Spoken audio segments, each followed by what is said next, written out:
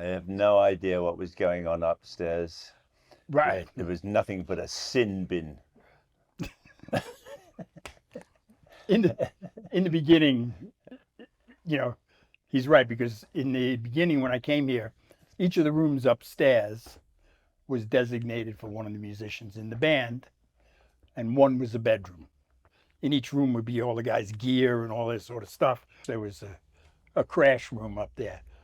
And the thing we found out after the fact was that anything that went on in that room showed up on tape, because the room was next to the trap that was above the control room. So any mics, any room mics, things like that, there would be all kinds of things like that. I don't know if there is any record that was recorded here where we didn't have to mute the room at one point or another. And, everybody, at one point or another, everybody got, sloppy drunk and crazy, at one point or another. Yeah, we did have a few of those evenings. Yeah, yeah. But, it was all in good fun. It was fun. It was, there was never anything like...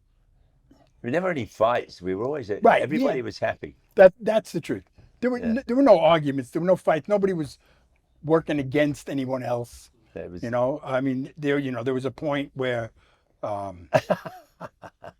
George lived up on the third floor, and Greg Morgan, Weasel, was staying in that room on the second floor, and Todd the Ride, he's a guitar roadie. Yeah.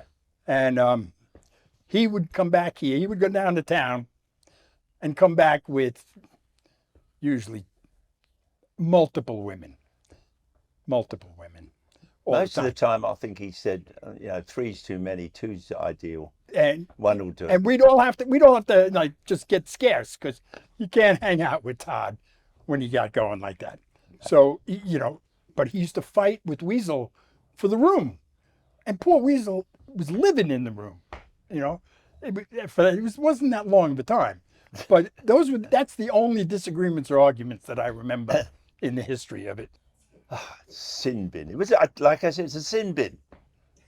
Boogie. But he was the one. Yeah, right.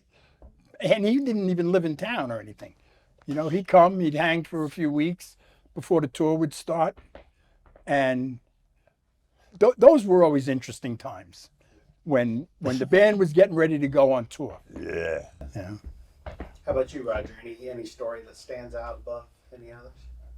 Well, my wife and my girlfriend are here, so I can't talk about that sort of thing. I was happily married at the time, I think.